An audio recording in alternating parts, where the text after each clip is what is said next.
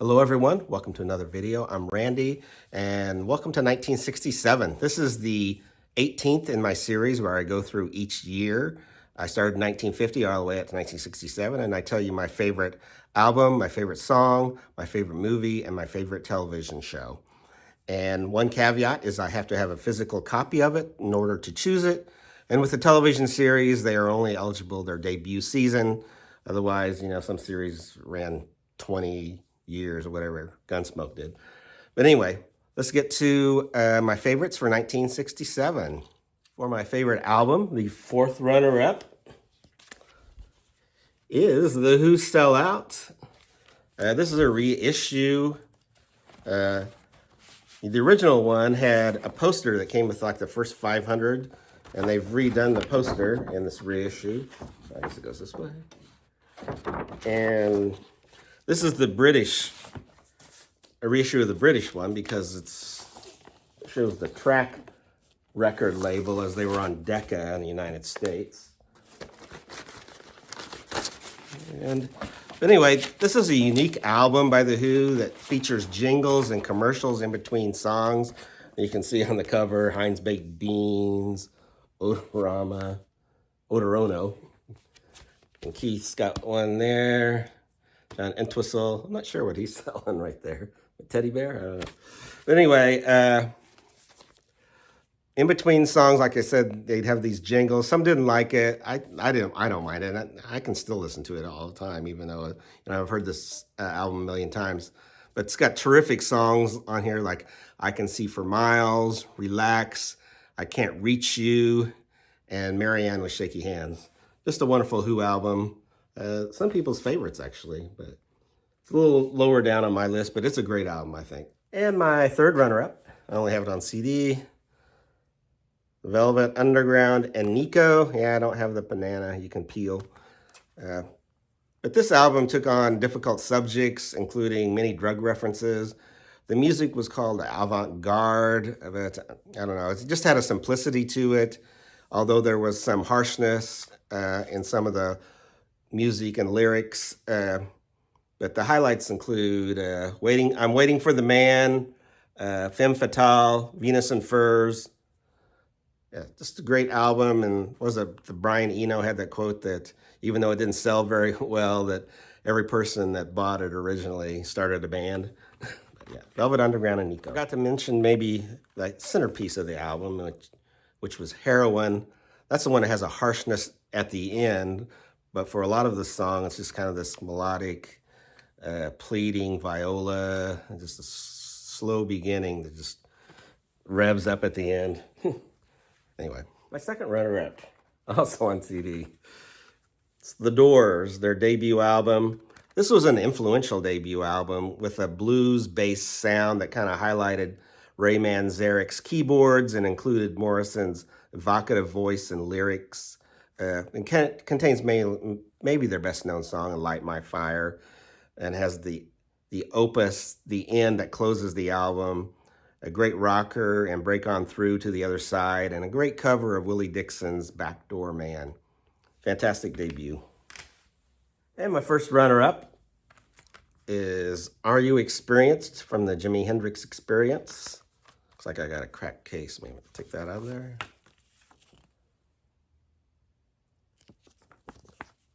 There's Jimmy and the other members. And anyway, it's another great album debut by one of the most influential guitarists, which some people consider the greatest rock guitarist. His incorporation of psychedelic elements into his guitar-driven tunes move rock and roll to new heights. It's got such songs as Purple Haze, Hey Joe, The Wind Cries Mary, Foxy Lady. Just full of great songs. Are You Experienced from Jimi Hendrix. But my favorite album for 1967 is Sgt. Pepper's Lonely Hearts Club Band. There's the Fab Four. And this is a reissue, but they were indeed on the Parlophone label. And got a nice little card inside. But anyway, seen by some as a concept album, the Beatles certainly experimented with sound recording and instrumentation. They brought together such disparate elements as psychedelia, music hall tunes, rock and classical music, which helped them to deliver their most sophisticated songs, with the highlight, of course, being A Day in the Life. Just a great album by the Beatles. Now we get to my favorite song of 1967.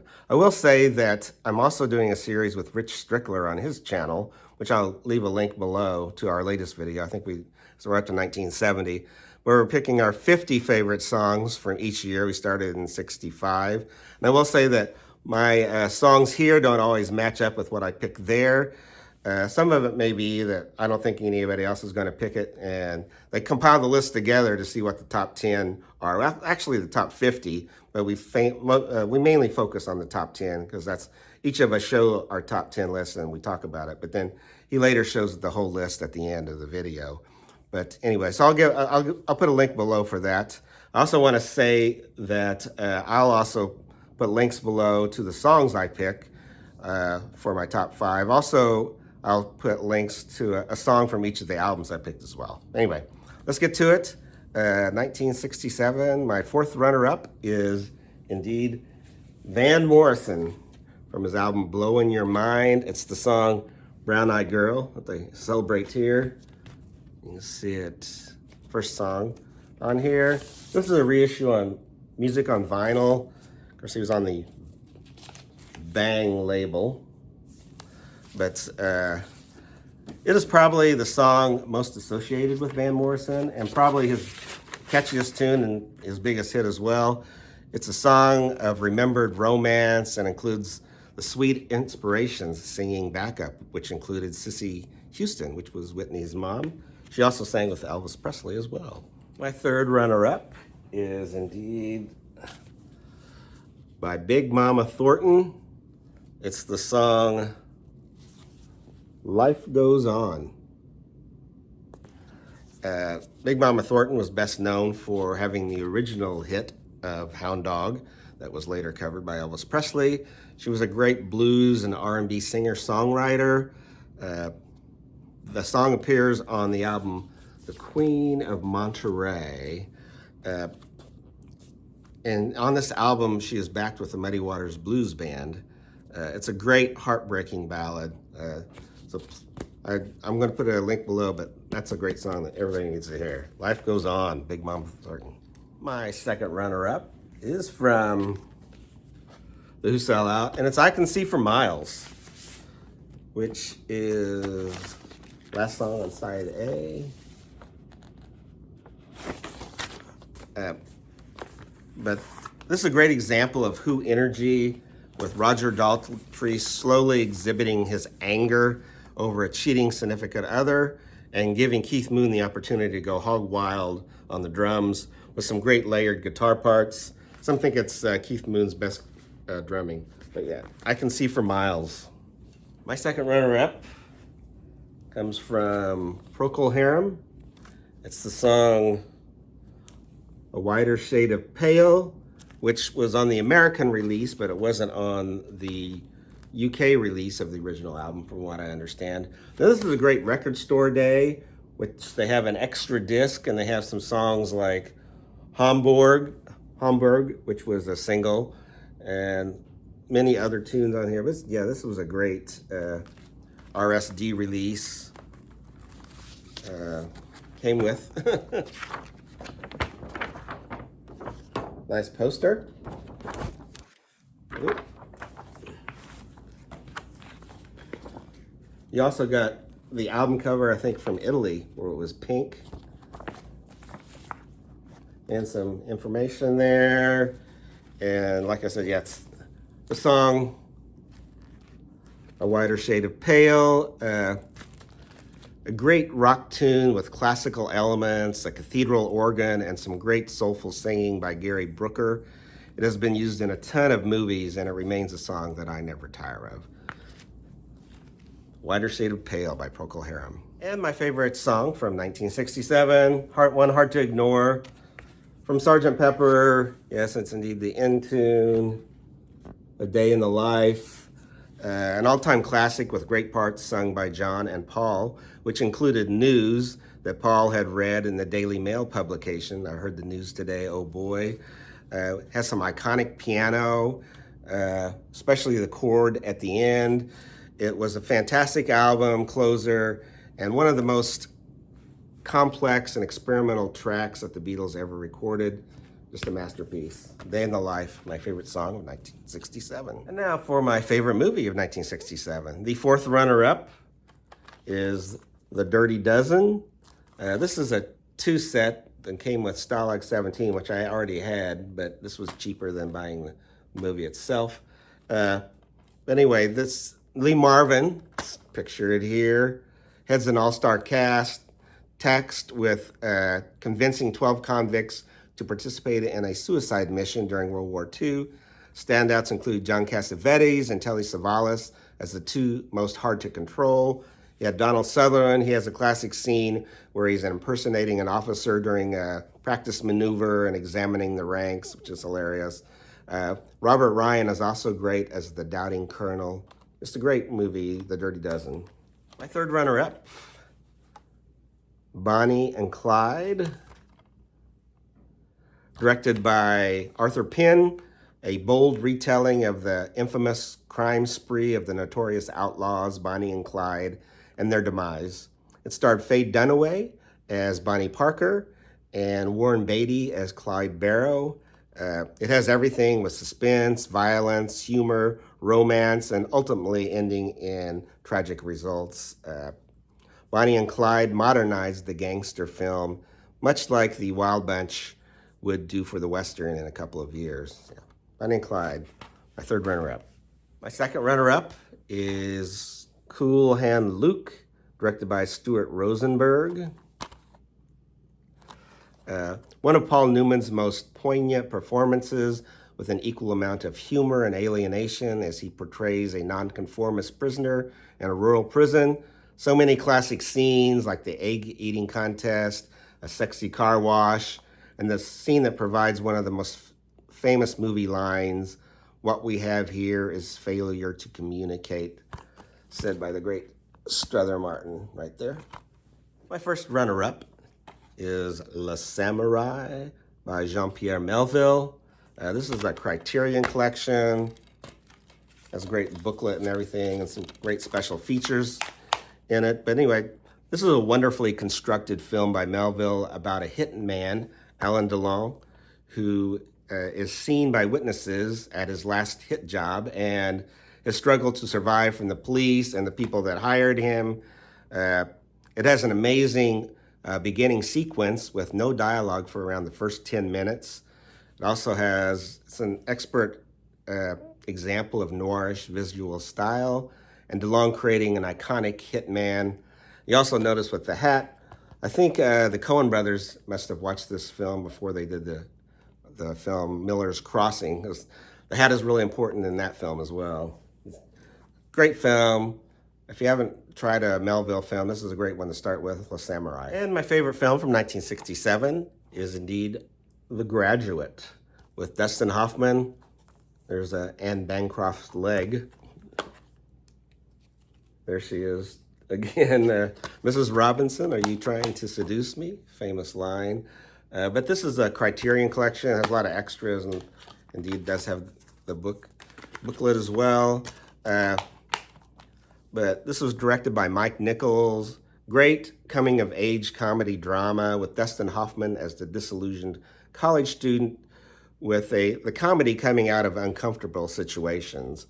This movie also has some famous lines of dialogue with Anne Bancroft as the famous Mrs. Robinson and Catherine Ross as her beautiful daughter that becomes the object of Dustin's affections.